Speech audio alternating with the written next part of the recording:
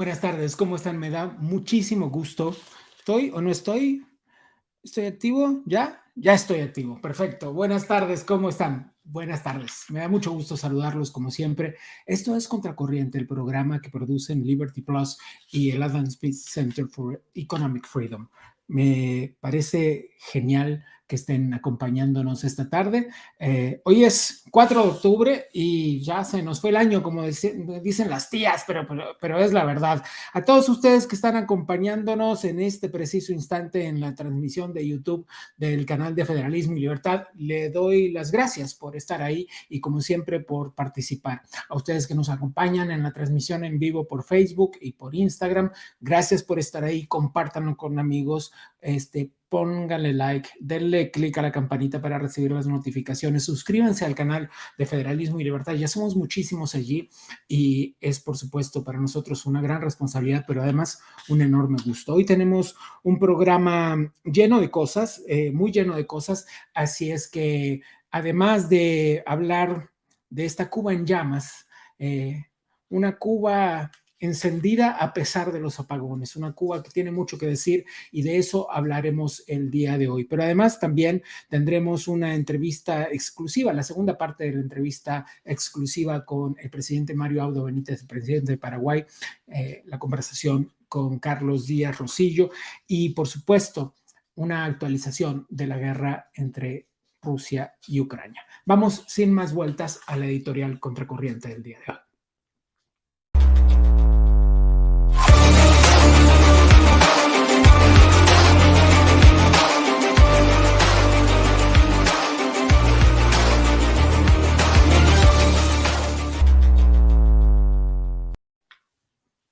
Seguramente a ti también te pasa. Te enteras de lo que sucede en el mundo y no es que no lo puedas creer, pero te asombra la frialdad, la falta de criterio, de lógica, de humanidad y muchas veces hasta de cordura con la que los gobernantes de tantísimos países toman decisiones que a todas luces perjudican a la mayoría de su población y lo hacen a muy corto plazo.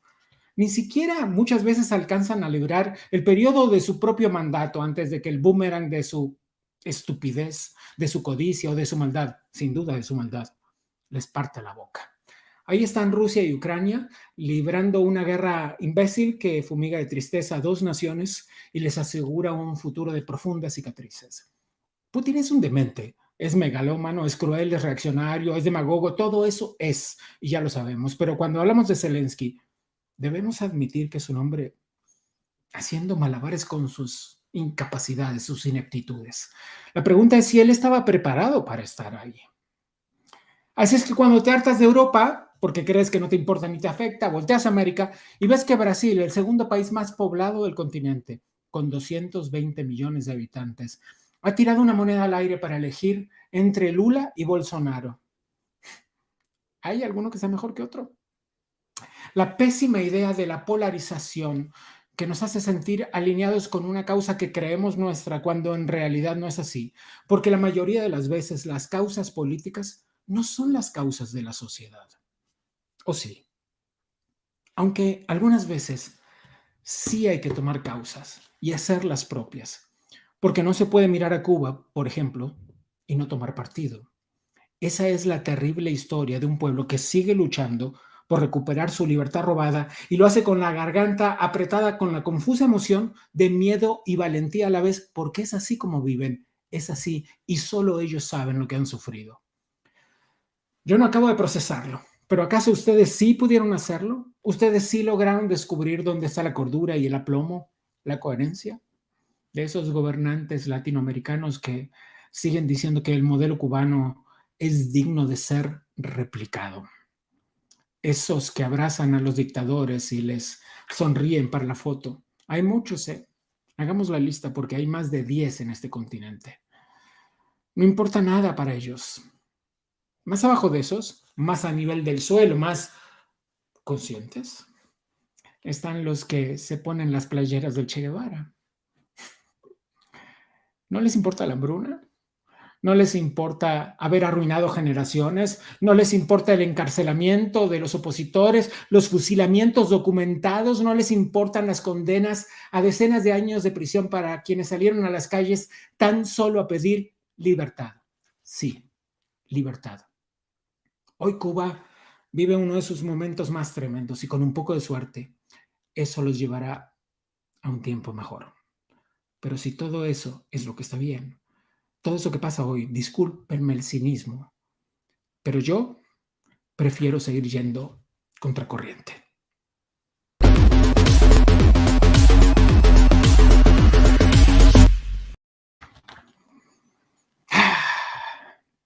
Qué día, ¿eh? Qué semana, señores. Vamos a arrancar sin más por nuestro recorrido por el mundo. Vamos a la sección de radar.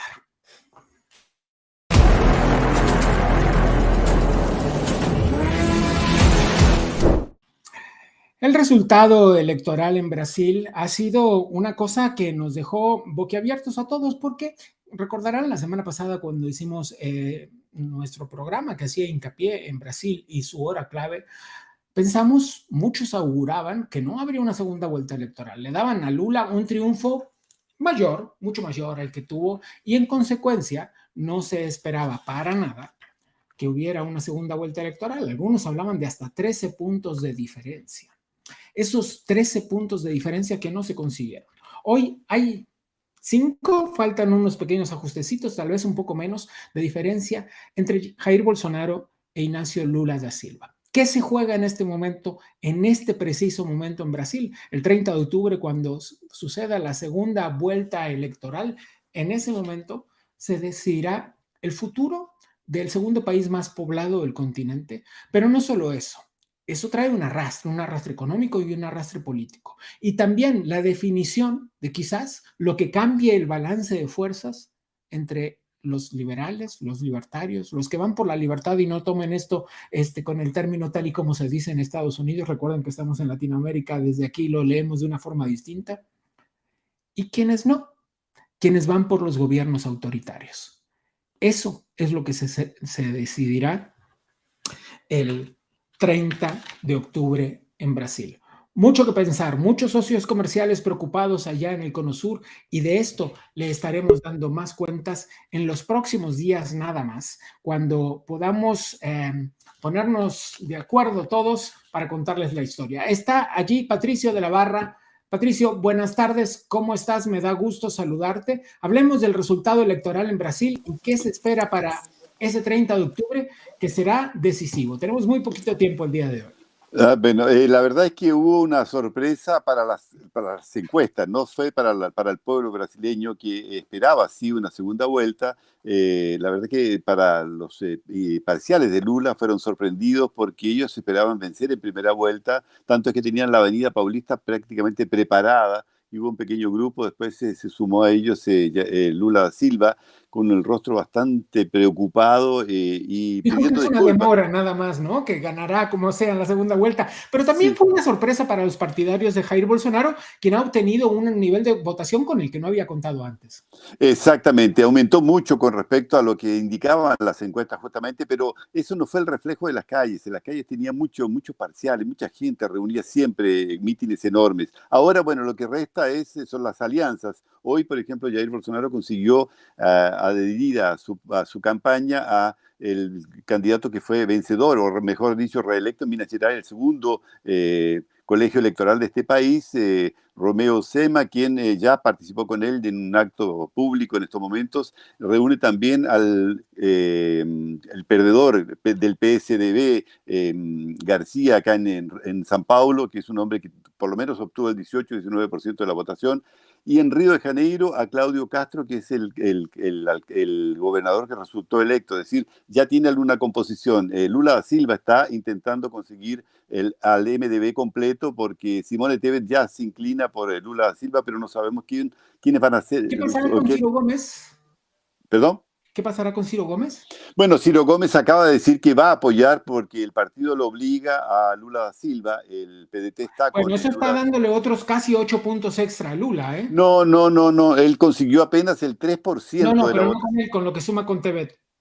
Sí, pero no, yo no creo que todos los votos de la Simone Tebet vayan para Lula da Ya. Silva. Hay una división interna, como te decía anteriormente, en el MDB. Yo creo que va a estar muy dividido el MDB. Tiene, claro, algunos caciques, algunos líderes que están apoyando a Lula, que ya lo apoyaban en la primera vuelta, pero debe reflejarse más o menos en torno de 1 millón de votos, no más que eso. De manera que Patricio, la situación se la... una última cosa, ¿qué pasará con el Congreso? Hay una nueva minoría, que para quien sea que se quede, le dificultará las cosas, ¿verdad? La distribución del Congreso será un tema. Exactamente, es lo que estaban comentando ahora en estos momentos, es uno de los senadores que fue electo, que también pertenece a la base de apoyo de Jair Bolsonaro y que es de derecha, es decir, hay una composición de aproximadamente un tercio, o tal vez un poco más, de senadores de derecha y otros que seguramente se irán a plegar. Fue electo, por ejemplo, Sergio Moro, un hombre que acaba de declinar en favor de Jair Bolsonaro, estaban distanciados, y ese hombre va a ser importante principalmente para poder controlar lo que está haciendo el Superior Tribunal Electoral.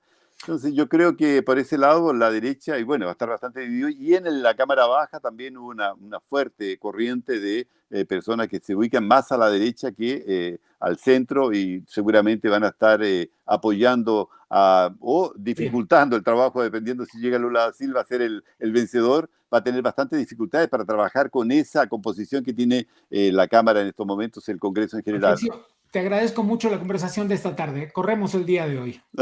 Que esté muy bien. Hasta la Espero una próxima. próxima oportunidad. Que esté muy bien.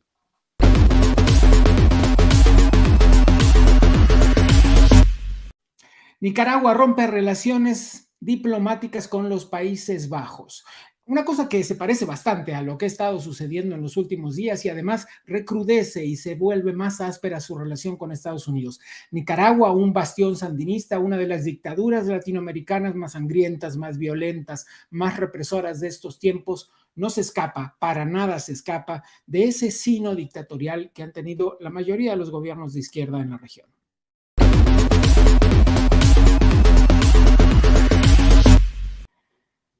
La primera ministra Liz Truss en el Reino Unido recibe su primer gran revés, es lo que dicen muchos. Ella proponía una reforma impositiva que le bajara este 45% de impuestos sobre las ganancias que pagan las personas más ricas del país, aquellos que ganan más de 150,000 libras, algo así como $168,000. No lo consiguió y pues se la ve cabizbaja. ¿Cómo no sería? Porque ¿cómo no podría ser de otra forma? Porque eso es, dice ella, era el anzuelo con el que ella estaba planeando reimpulsar, volver a impulsar las inversiones en ese país.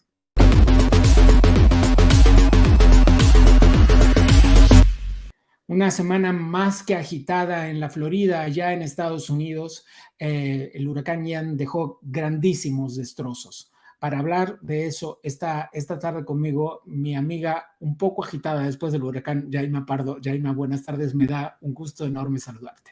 Buenas tardes, Gabriel, ¿cómo estás? Por aquí hemos tenido semanas difíciles, ¿no? La pasada y esta. Suspendieron aquí en Miami-Dade en miércoles y jueves, estuvimos sin escuela los niños. Nosotros tuvimos que seguir trabajando, tuvimos reporteros allá en el condado de Lee, justo en la zona por donde pasó el huracán. Todavía estamos reportando todo lo que está pasando por allá. La situación está bastante delicada. Tengo amigos en Cape Coral que todavía no tienen corriente, no tienen internet. Está bien, bien delicada. La comunidad latina siempre es una de las que más se afecta, precisamente a veces porque en los momentos de la evacuación, el mismo tema del idioma, a veces no quieren abandonar los lugares donde están. Aquí esto es bastante delicado, ¿no? Porque depende de la libertad individual de las personas también decidir si se evacúan o no. Pero ha dejado un saldo bien doloroso de una centena de muertos por acá por la Florida y una crisis también con el tema de los seguros que va a impactar en el alquiler, en la renta, en el costo de la vida en sentido general. Quería preguntarte sobre las medidas, sobre el grado de destrozos por un lado y sobre las medidas que ha tomado el gobierno de la Florida para la reparación. Bueno, lo que estábamos cubriendo era sobre todo este tema con los seguros va a estar bien complicado porque hay muchos que se han retirado de la Florida y entonces le están dejando la cosa bien mala a los gobiernos locales. Se espera la visita por acá de Joe Biden y bueno, estamos en una situación bien, bien delicada con comunidades como Naples está destruida y comunidades bien prósperas, ¿no? Por acá por la Florida, Fort Myers también tuvo una inundación tremenda y los daños han sido cuantiosos. Por acá por Miami lo que vimos fue como la gente se atormentaba por buscar recursos, gasolina, las colas, pero realmente aquí no tuvimos grandes afectaciones, fueron un poquito más al norte. Como bien sabemos, está todo el mundo reagrupándose y logrando la unidad familiar. La enorme población latina de la Florida, sin duda ha mostrado una vez más su solidaridad y su identidad a la hora de los problemas. Asimismo, vimos a la policía brindando ayuda, se organizaron desde la sociedad civil muchas ferias para darle alimento a los damnificados. También dentro de todo el desastre hay muestras de solidaridad muy bonitas también desde la sociedad civil. Yaima, te agradezco mucho. Nos vemos la semana que viene, como de costumbre. Muchísimas gracias a ti. Yo sigo con ustedes en este contracorriente del 4 de octubre. Déjenme agradecer a algunas de las personas. Frank Z, gracias. Zoraida, gracias. Mar de Valle, gracias. Gracias por todos los que nos están viendo en este preciso instante. Son cientos ya, muchas gracias. Gracias por los que nos ven en YouTube. Gracias por los que nos ven en Facebook. Gracias a ustedes por estar con nosotros. Le prometimos la semana pasada una segunda parte de la conversación que Carlos Díaz Rosillo sostuvo con el presidente del Paraguay, Mario Abdo Benítez. Aquí está.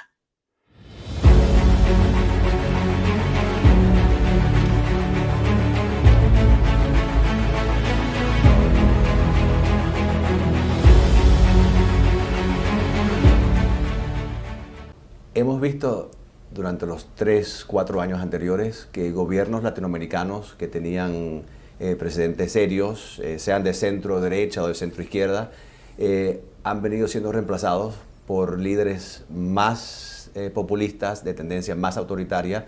Si le ponemos que tener una etiqueta más de izquierda, ¿por qué? ¿Por qué cree ese cambio? Yo sé que la política es un péndulo que va de un lado a otro, pero este péndulo ha ido a la izquierda con bastante fuerza recientemente. Bueno, como en otro tiempo ha venido totalmente con otro sesgo, digamos, ideológico. Hoy, por ejemplo, en Italia estamos viendo que también va a haber de vuelta aparentemente un giro, no sé si llamarle de izquierda a derecha. Yo hoy digo que si uno le pregunta a nuestro pueblo qué es izquierda y qué es derecha, yo le aseguro que al pueblo ya no le interesa a ninguno de los integrantes de nuestro pueblo latinoamericano. Claro. La gente quiere líderes con creatividad que solucionen sus problemas cotidianos, ¿verdad? Y para mí el debate ideológico es casi un debate obsoleto. Y yo creo que la alternancia se da no a consecuencia de un sesgo ideológico, sino a una conducta natural que está teniendo el elector latinoamericano y hasta el mundial, donde permanentemente busca la alternancia, ¿verdad? Busca el cambio, porque a la autoridad normalmente se le cuestiona desde el dispositivo mediático, desde las brechas y de las deudas históricas que tiene toda sociedad. Entonces se da como de manera natural procesos de alternancia en nuestras democracias, que a mí no me preocupan. Yo no tengo ningún reparo a la voluntad popular. De lo contrario, yo respeto absolutamente la voluntad del pueblo. Yo creo que también eso forma parte de la esencia de la democracia. Ahora, que un proceso electoral sea libre y que un pueblo elija a su autoridad no le da derechos ilimitados a esa autoridad. Esa autoridad tiene que gobernar y guiar a sus pueblos y a sus naciones en base a las limitaciones que le pone el gran acuerdo, el marco que significa la Constitución Nacional, ¿verdad? Entonces, a mí no me preocupa de qué sesgo ideológico sean los presidentes. De hecho, hay que respetar la voluntad y la autonomía de los pueblos y la soberanía popular. Lo que no podemos permitir es que, a consecuencia de procesos de alternancia, de muchas veces donde un pueblo busca un cambio ante insatisfacciones genuinas y reclamos legítimos que pueda tener, eso le dé al gobernante de turno la autoridad de destruir la libertad, de destruir las instituciones, de destruir la democracia. Ahí es donde nosotros tenemos que levantar, creo yo, nuestra voz de protesta, de alerta y nuestra condena. Cuando, fruto de un proceso electoral, hay abusos y hay procesos de destrucción de la convivencia pacífica respetando las institucionalidades, respetando el Estado de Derecho y destruyendo la conciencia democrática, que es difícil. La democracia se construye y se riega día a día. Y yo dije desde el inicio de mi mandato, yo sueño con que el mayor legado que voy a poder dejar en este tiempo es fortalecer la conciencia democrática en mi país. Entender que nuestras diferencias no tienen que servir para construir murallas entre paraguayos, sino que esas diferencias tienen que servir para enriquecer el debate nacional, porque es bueno escuchar de todos y construir un itinerario común a pesar de nuestras diferencias, construir más puentes y derribar murallas que por tanto tiempo se han construido y que han dañado, al fin y al cabo, los más perjudicados es el pueblo, el pueblo que necesita de grandes consensos para cambiar la velocidad y el desarrollo de nuestras democracias y para que cada paraguayo y latinoamericano se sienta cobijado bajo la democracia, bajo el concepto de la democracia, y que la gente valore, cuide y custodie lo que se construye con tanto esfuerzo y con tanto sacrificio y que se puede destruir con una promesa falsa o con un mensaje demagógico. Así es. Presidente, como usted sabe muy bien, a los presidentes se les critica por todo, por lo que hacen, por lo que dicen, por lo que no hacen. De todas las críticas que ha recibido, ¿cuál le parece particularmente injusta y cuál le parece acertada? Bueno, injusta me parece que fueron muchos cuestionamientos hacia el no entender la importancia. Latinoamérica tiene una cultura paternalista por naturaleza. Y yo, por ejemplo, soy uno de los únicos presidentes en los últimos años en Paraguay que no ha buscado introducir la figura de la reelección, por ejemplo. Soy un presidente que no tiene una injerencia directa en otros poderes del Estado y muchas veces eso se considera debilidad, porque uno espera que su presidente controle, porque históricamente así fue en Latinoamérica, que su presidente subordine a las demás instituciones, ¿verdad? Entonces es como una incomprensión y a lo mejor una no valoración de la importancia de lo que se está construyendo desde la conducción nacional. O sea, limitarnos a nosotros mismos a ponernos barreras para construir institucionalidad. Que el Paraguay dependa cada vez menos de quién es el presidente y recaiga más su progreso y su desarrollo sobre sus instituciones. Y eso es hasta un cambio cultural en Latinoamérica. Y mucha gente, bueno, quiere que el presidente ejerza más influencia sobre el Poder Judicial, por ejemplo, para luchar contra la corrupción. La corrupción yo puedo luchar con medidas propias de construir políticas anticorrupción rectoras en la administración del Poder Ejecutivo. Pero yo no puedo mandarle preso a nadie, porque eso depende del Poder Judicial, de la Fiscalía, los procesos de investigación. Entonces creo, no sé si es una crítica, o sea, lo que yo espero es que cuando culmine mi mandato, la gente pueda entender, porque es difícil que se le reconozca a un presidente en el tiempo que está gobernando. Y yo creo que es hasta natural, ¿verdad? La función del dispositivo mediático, la academia de los formadores de los medios de comunicación, la esencia y la filosofía del periodista es buscar el contrapoder, buscar la crítica a la autoridad para generar una sociedad más equilibrada y servir casi de contralor al poder. Entonces, muchas veces me dicen, la prensa no cuenta las buenas noticias. Y yo le digo, están esperando algo equivocado. La prensa no está para contar las buenas noticias. La empresa está para hacer el contrapeso e interpelar permanentemente a la autoridad, ¿verdad? Y bueno, y nosotros tenemos que aprender a convivir. Por eso yo creo que, no sé si no las críticas, pero sí creo que en el tiempo se va a valorar esta supuesta debilidad de un presidente que apuesta a construir y a dejar como un legado una conciencia democrática. Que la próxima entrevista, espero, sea en el Paraguay. Bueno, eso ya depende de ustedes. Muchas gracias, presidente. Pero muchas gracias muchas gracias por la invitación y por darme la oportunidad, así como dijiste, Carlos, yo quiero que la gente conozca ese país que está en el corazón de América del Sur, que tiene una historia de gente con mucho coraje, con mucha valentía, mucha tragedia. Tuvimos varias guerras y el pueblo siempre salió adelante. Un pueblo de gente luchadora, de gente decente, de gente trabajadora y que está abierto al mundo. Muchas gracias, señor Muchas presidente. Un placer. Gracias. Gracias.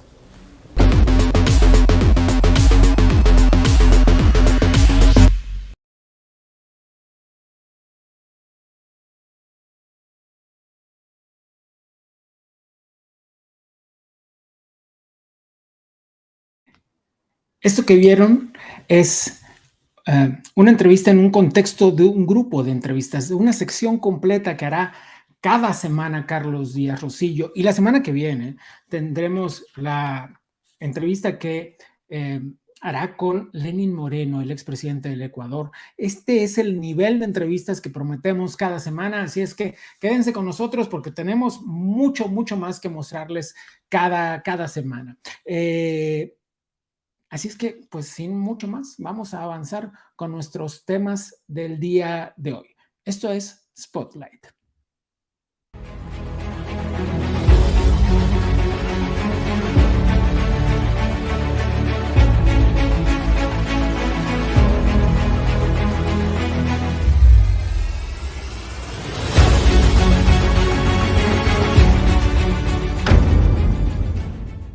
Les hablé de una guerra que tiene en jaque a dos naciones, que tiene a todos los hombres entre 18 y 65 encerrados en su propio país y que tiene además al mundo en jaque.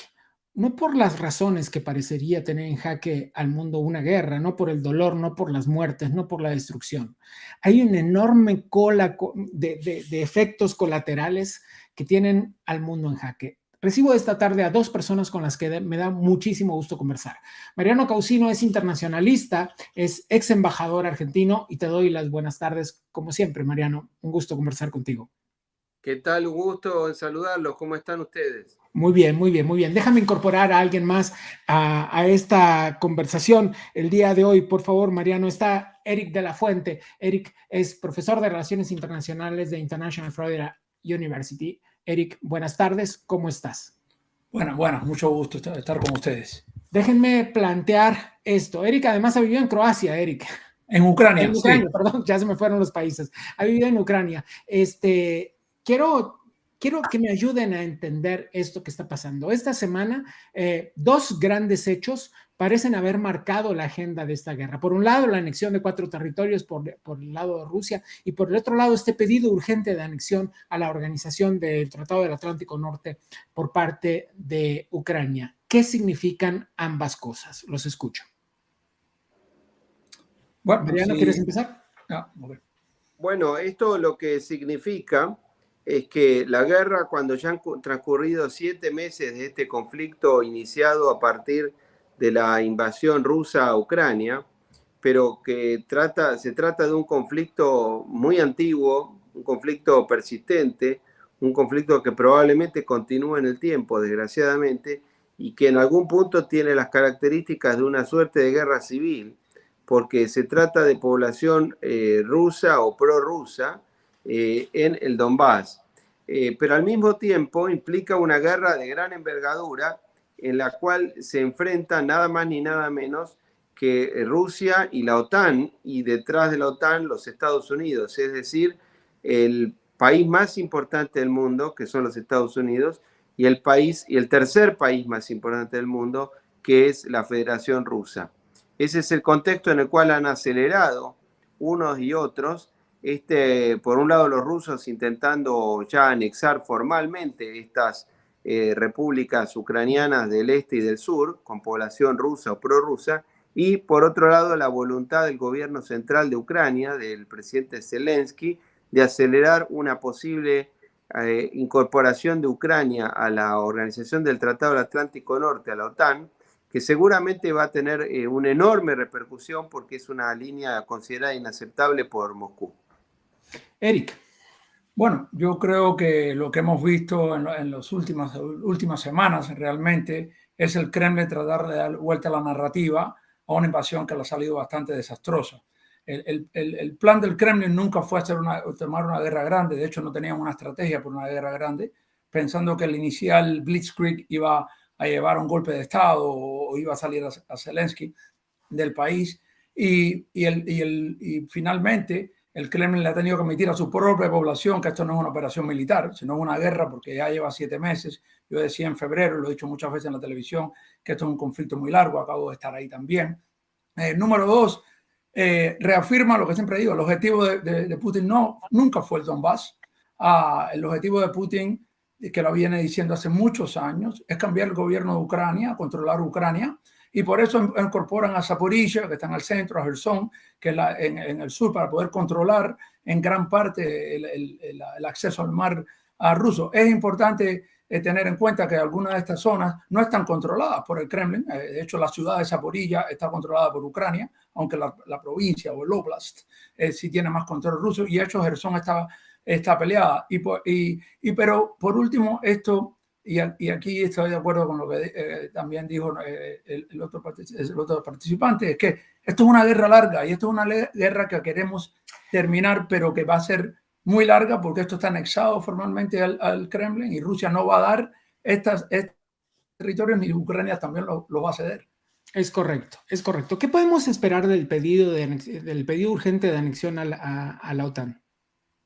Bueno, yo tengo la sensación de que la anexión de Ucrania a la OTAN es un extremo verdaderamente complicado, tanto para los intereses de la OTAN como en especial de los Estados Unidos, porque implicarían una exacerbación del conflicto a un extremo, y esto podría provocar las peores reacciones y los peores instintos de paranoia y de persecución que suelen tener los rusos. Ustedes tengan en cuenta, como decía nuestro colega, que para Rusia desde siempre Ucrania es una fracción central de su interés, principalmente por razones históricas. Hay que tener en cuenta que Rusia misma nació en lo que hoy es Ucrania, es decir, a partir de lo que en su momento fue el Principado de Kiev y una serie de principados eslavos, desde los cuales se expandió lo que después se constituyó como el Imperio Ruso. Y en segundo lugar, hay que recordar una frase que dijo en su momento el ex asesor de seguridad nacional de Jimmy Carter, Brzezinski, Zbigniew Brzezinski, un polaco de origen.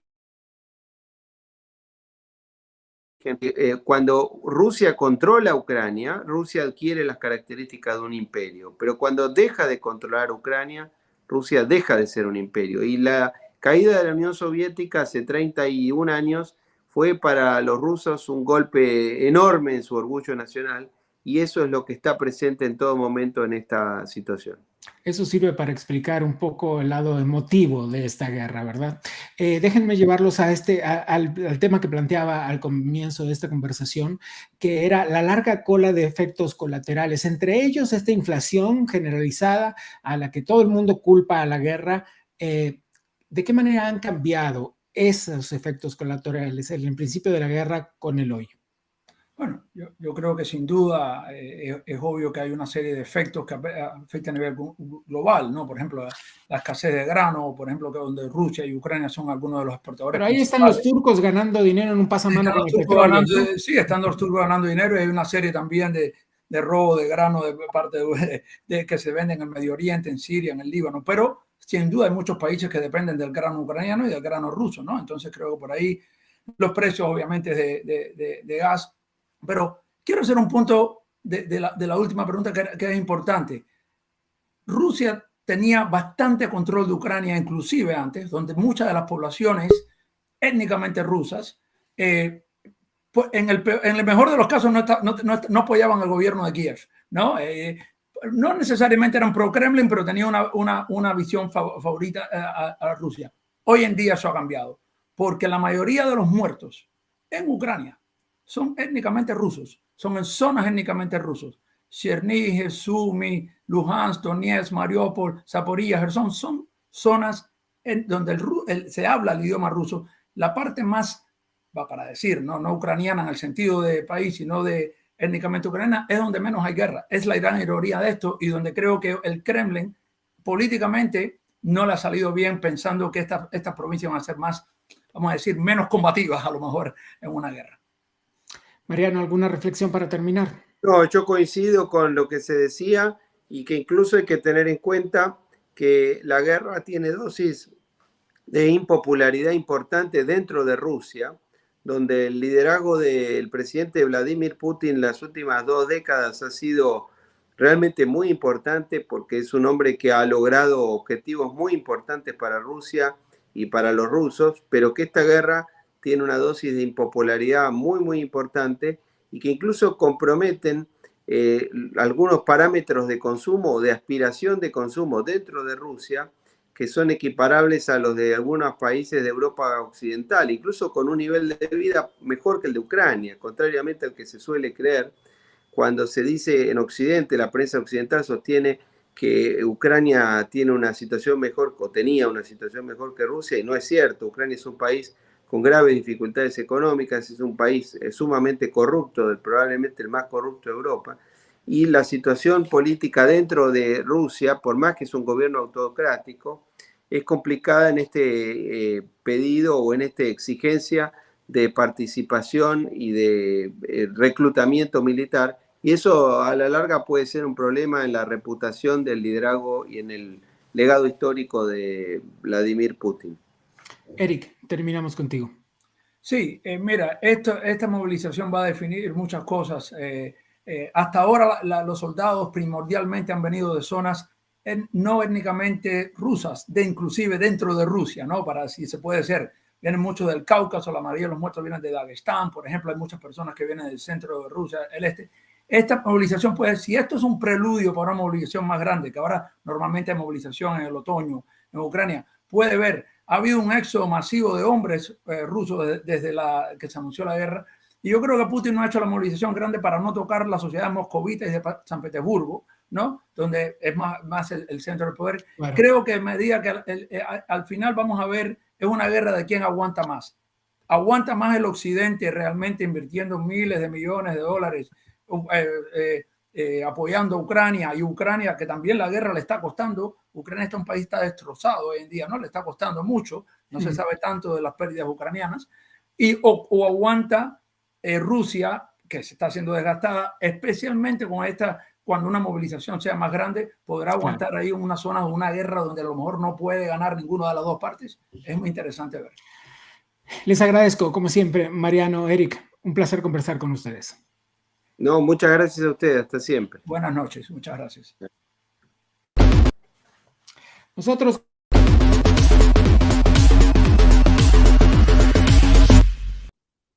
Cuba está en llamas, les dije al comienzo de la conversación, en llamas y a oscuras. Esa es la realidad de Cuba hoy. Llevamos mucho tiempo dando cuentas de toda esta situación y la realidad es que no debemos engañarnos, no es una situación que se ha precipitado por el huracán Ian. Sí es verdad que claro que las cosas se han puesto más complicadas. Sin embargo, todos sabemos y sabemos muy bien que esta situación en Cuba lleva ya muchísimo tiempo. Voy a saludar al periodista de América TV, Mario Pentón. Mario, buenas tardes. Me da muchísimo gusto saludarte. Hola, muy buenas tardes. Un placer estar con ustedes. Pocas personas han dado cuenta tan minuciosamente de esta enorme crisis que está viviendo la isla como tú. Bueno, es parte de este trabajo de estar en contacto constantemente con la gente dentro de la isla que están viviendo situaciones terribles, que están viviendo una crisis como no se veía desde los años 90 o tal vez peor. Hoy precisamente el dólar ha franqueado el umbral de los 200 pesos cubanos. Esto con mucho supera los peores tasas de cambio, las peores tasas de cambio de los años 90, cuando Fidel Castro declaró el llamado periodo especial tras el fin de los subsidios multimillonarios de la Unión Soviética y el pueblo de Cuba se sumió en la más profunda miseria. Permíteme compartir contigo y con las personas que nos están mirando, Mario, un video precisamente de América TV que muestra un poco esta realidad a oscuras en la isla. Veámoslo. Dura poquitos.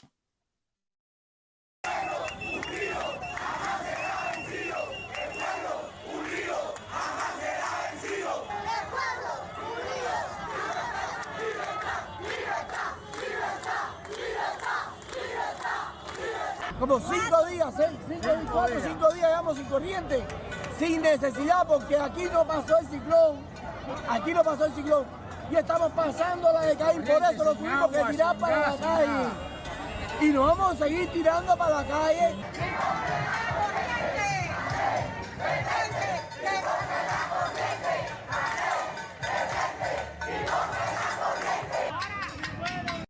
Ayúdanos a entender un poco, Mario. Esto que vimos es solamente un pedacito, es un pedacito chiquitito de lo que pasa en muchísimas ciudades de la isla. ¿Cuál es la realidad que están viviendo los cubanos hoy? Bueno, mira, el régimen cubano no ha dado mantenimiento a las termoeléctricas a lo largo y ancho de todo el país y debido justamente a la ineficiencia de este modelo económico centralizado de corte soviético, pues no tienen dinero para poner en funcionamiento la red eléctrica. La red eléctrica colapsó justo después del paso del ciclón, pero no necesariamente fue por el paso del ciclón. No, El porque ciclón pasó recordemos por... que hace unas semanas nosotros habíamos dado cuenta aquí mismo de estos apagones que tenían. Digo, ahí estaban también las protestas en la universidad por los apagones. ¿Tienen cuántos meses ya? Bueno, llevan meses justamente por lo que te comentaba. No hay absolutamente un trabajo serio para cuidar estas termoeléctricas y lo que ha pasado, bueno, es que la red ha colapsado. Al colapsar la red, se fue la electricidad en el lugar que menos le convenía al gobierno, que es La Habana. Era lo que más cuidaban, que nunca se fuera la luz en La Habana, porque justamente en La Habana se podrían producir estas protestas masivas. La respuesta del régimen a estas protestas masivas han sido la misma respuesta que en el año 2021, aquel 11 de julio histórico, pues hicieron. O sea, más represión. Más represión, con unos palos gigantescos. Acabo de colgar con la madre de un muchachito, prácticamente un adolescente, desfigurado, está en este momento, incomunicado por parte de las tropas represivas del régimen cubano, que le dieron con todo lo que pudieron solamente por pedir libertad.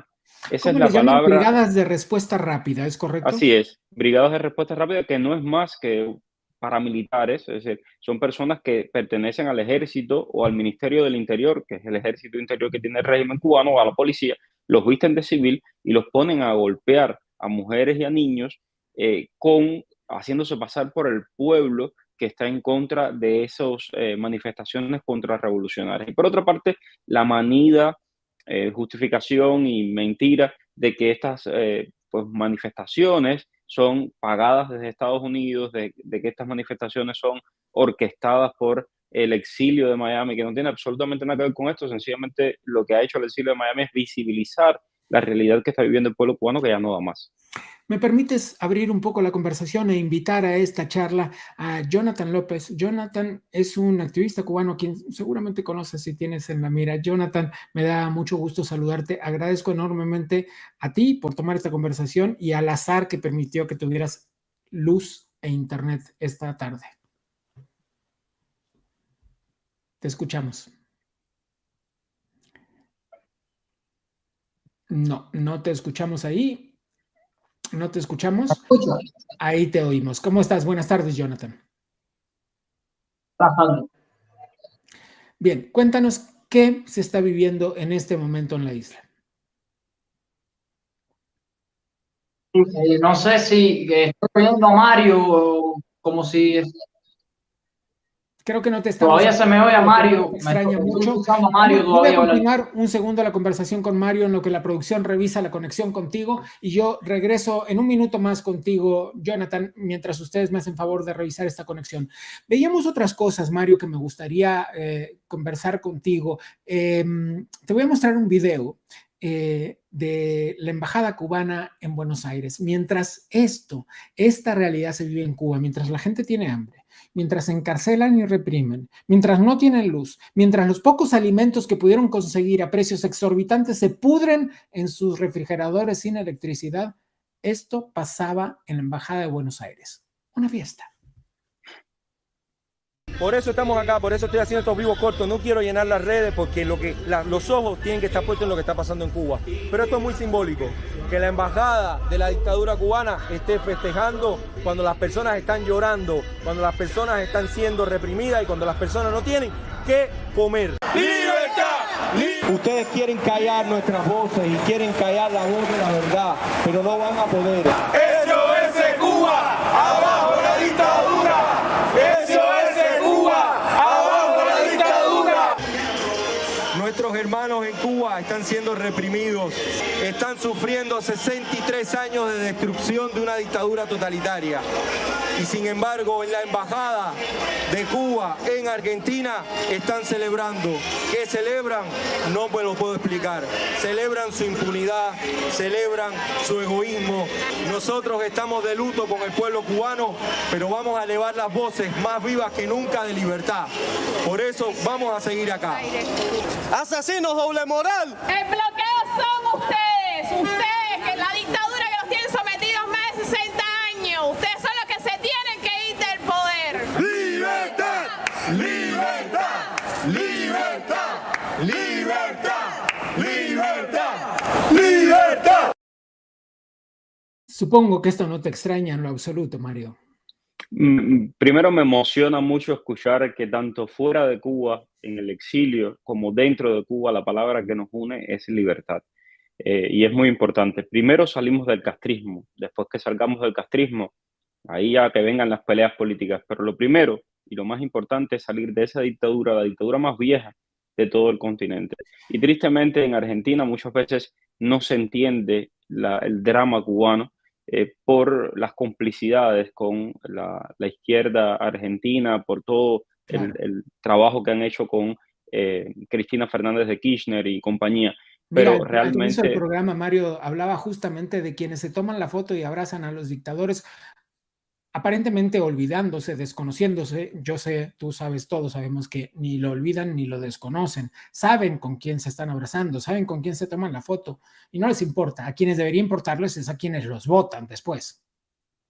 Definitivamente, las palabras del presidente Boric de Chile han sido muy criticadas cuando dijo que un grupo de la izquierda normalmente critican la guerra en Yemen o critican cualquier otra cosa antes de criticar las violaciones de derechos humanos en países como Venezuela, Nicaragua o el mismo Chile. Él decía esto y fue muy criticado desde la izquierda por decir algo así. Lamentablemente no sumó Cuba, pero Cuba es intocable para estos gobiernos Es de izquierda. intocable, no se nombra, es verdad.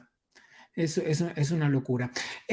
Quisiera, ahora que recuperemos la conversación con Jonathan, si es que lo hacemos, vamos a hablar de lo que está pasando en este momento en la isla, pero quisiera tener tu opinión, Mario, que sin duda la tienes, sobre mirar esta situación con un poco de frialdad y un poco desde afuera, para entender cuáles son los siguientes pasos a seguir en este asunto. Muchos hablan de una posible remoción de Díaz-Canel, como culpándolo de todo, poner a un general allí, pero claramente algo va a pasar. Yo Es la estrategia. no voy a creer que este es el final de la dictadura, como muchos dicen. Perdón mi escepticismo, lamento que esto se vaya a prolongar, pero no creo que este sea el final. Lo que creo sí es que va a haber un movimiento y seguramente estando allí en Miami algo habrás oído de esto. Sí, claro. La estrategia de la dictadura con Miguel Díaz-Canel, un personaje gris, absolutamente inútil, es ponerlo como saco de contención, como saco de arena al cual pues, le caerían todos los golpes, luego los removerían y se pensaba, por ejemplo, en ascender al general Luis Alberto Rodríguez López Callejas, ex yerno de Raúl Castro, mano derecha de Raúl Castro, pero se murió, porque así es la vida, así, no somos eternos.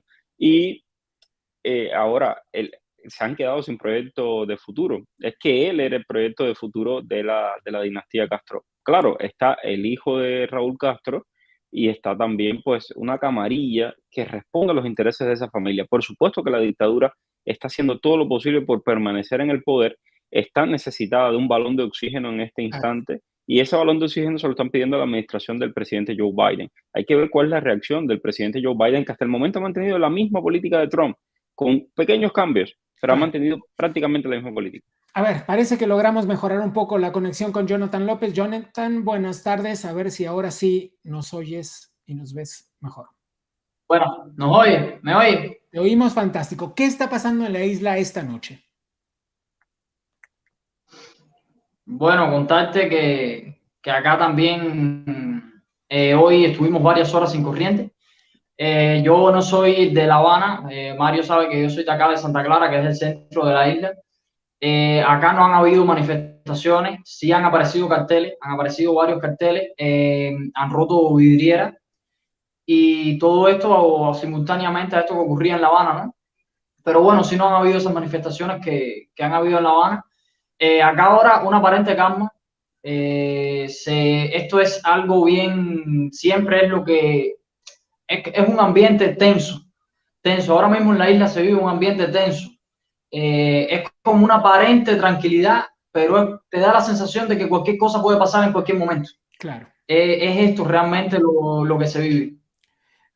¿Te atreves a aventurar una razón por la que aún en Santa Clara no hay manifestaciones? Sí, a ver, acá como decirte, La Habana siempre ha sido que es un pueblo bastante, ¿cómo decirlo?, valiente. La Habana, si recordamos, La Habana empezaron a quitar la corriente ya de último y muy poquitas horas, porque saben el carácter del pueblo de La Habana. Acá en Santa Clara, de hecho, Santa Clara fue una de las últimas ciudades del 11 de julio al salir a las calles. Realmente la razón no te la podría dar, pero bueno, eso es más o menos lo que te puedo decir. Es un pueblo, acá quedamos también en La Habana, es la capital y es donde hay más activistas también, es donde está Luis Manuel, donde está Michael, donde están todas estas personas, donde está el movimiento San Isidro, que fue lo que inició todo aquí realmente. Mario, ¿te gustaría preguntarle algo? Bueno, primero decir que, por supuesto, que para quienes no lo conocen, Jonathan López y su familia son ejemplos de valentía, ejemplos de una fortaleza increíble. Andy García está preso, que es el cuñado de Jonathan, por salir el 11 de julio a manifestarse. Y esta familia está siendo constantemente acosada por la seguridad del Estado, del régimen cubano a niveles tremendos. Entonces, que esté aquí nuevamente es una manera de refrendar ese compromiso con la libertad, y realmente es importante decirlo, son gente muy valiente. Y luego, ¿por qué el pueblo de Santa Clara o de Cienfuegos? Yo soy de Cienfuegos, muy cerca de ahí, de esa ciudad. ¿Por qué no salen como sale La Habana? Bueno, porque los mecanismos de control en una sociedad totalitaria... ¿Me logran escuchar? ¿Me están escuchando? Es que no sé si me están hablando o... Sí te oímos, sí te oímos. Sí. Son mucho más difíciles en unos pueblos pequeños, donde es mucho más fácil controlar el pueblo, que en ciudades tan grandes como La Habana, que tiene 2 millones de habitantes. Por ejemplo, Santa Clara tiene, qué sé yo, 100.000, 200.000 habitantes. La Habana tiene 2,5 millones. Claro. No sé si creo que Jonathan no nos escucha. Jonathan, te doy las gracias, aunque quizás no me estés oyendo. Valoramos muchísimo. Para quienes nos están mirando desde otras partes del mundo con un poco más de constancia en sus servicios, contémosles que esto es cosa de todos los días en Cuba. Las conexiones colapsadas, no hay luz. Algunas veces ni siquiera se trata de un fallo general, sino de una persecución específica. Exacto. Con personas como Jonathan y como muchos otros activistas que trabajan todos los días de su vida en busca de mejorar la calidad de vida y de mejorar el futuro de esa isla que, como decía al comienzo del programa, vive a mitad de camino entre la valentía y el miedo, y quizás esa valentía sea precisamente alimentada por el miedo.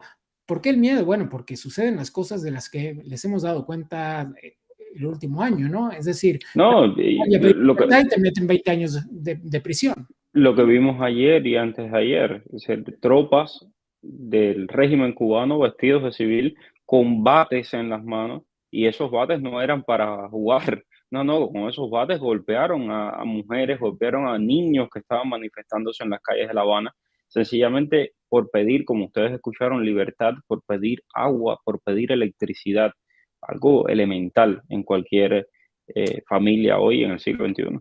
Por último, Mario, estás en la Florida, donde la población de cubanos es enorme, y esto no es un secreto, sino es de hecho una característica especial. Somos 200.000 más de los que han llegado este año, el 2% de la población cubana. Qué locura, ¿no? Qué locura. Sí. Y qué maravilla al mismo tiempo que muchos hayan logrado reubicarse y tener una vida mejor. Quiero preguntarte sobre la organización y las repercusiones de esta crisis, de esta que está viviéndose estos días en la isla. No, por supuesto, aquí en Miami las noticias de Cuba son noticias locales. Yo soy periodista y yo cubro temas cubanos, y la gente me dice, bueno, y entonces, bueno, es que son noticias locales, a la gente le interesa mucho, incluso se rompe una tubería en Cuba y la gente está pendiente de qué pasó con la tubería de Cuba. Porque además Miami, la próxima gran ciudad cercana a Miami es, qué sé yo, Orlando. Nos queda más cerca La Habana que Orlando. Entonces, nos queda más cerca La Habana nos queda más cerca que cualquier otra ciudad de la Florida misma. Entonces, para que veas el vínculo tan cercano que hay. Además de que, por supuesto, aquí somos 2 millones de cubanos en la Florida. En todo Estados Unidos somos 2 millones y pico, 3 millones ya, pero 2 millones de cubanos nacidos en Cuba. Y por lo tanto, es muy sensible la Florida a cualquier tema relacionado con Cuba. El fin de semana hubo manifestaciones para apoyar las manifestaciones en Cuba y, por supuesto, estamos súper pendientes de lo que pase a tiempo completo. Estamos con ese tema. ¿Te queda familia en la isla? Sí, claro, ahí tengo a mi madre. ¿Cómo están ellos? Pasándolo muy mal. Fíjate, de las cosas más duras, y esto no se lo he dicho a nadie, pero de las cosas más duras de estos días ha sido escuchar a mi mamá relatarme cómo se le derretía el hielo y con eso la comida que tanto trabajo le ha costado conseguir. Mario, lo siento mucho y espero que todo se arregle pronto. Gracias. Quiero agradecerte mucho la conversación. Aquí estamos. Un abrazo fraterno y hasta la próxima. Otro. Qué programa el día de hoy, caballeros, ¿eh? Qué programa, caballero, como dicen los cubanos. Tengo mucho que agradecerles. Déjenme hacer una recorrida por quienes estuvieron acompañándonos el día de hoy. Pues, qué cosa, que la creatividad tome el poder, dice alguien en el chat de YouTube. ¿No es una belleza que la creatividad tome el poder? Vaya que sí. Anticomunismo viva. Fuerza al pueblo cubano que lucha por su libertad. Bien, soy Gabriel Bauduco, eso ya lo saben, y estoy feliz de haber compartido la conversación de esta tarde con ustedes. Me da mucha pena lo que está pasando y espero que esa pena que siento yo, un poco a lo lejos, pero enormemente cerca, muy, muy cerca de manera emocional, sirva también como testimonio y como motor y como combustible para que todas las personas que nos están viendo entiendan que lo que está pasando en Cuba no es azaroso, que es parte de un plan eternamente planeado y trazado y ejecutado desde La Habana en la expansión en Latinoamérica. No es un chiste cuando dicen los venezolanos, nos dijeron que íbamos a hacer Cuba y así estamos. Tengo amigos, tengo familia, tengo el corazón en Argentina y ya empezaron a hacer chistes diciendo Argenzuela. No es un chiste. Tómenselo en serio, por favor. Soy Gabriel Bauduco, esto es Contracorriente y nos vemos la próxima.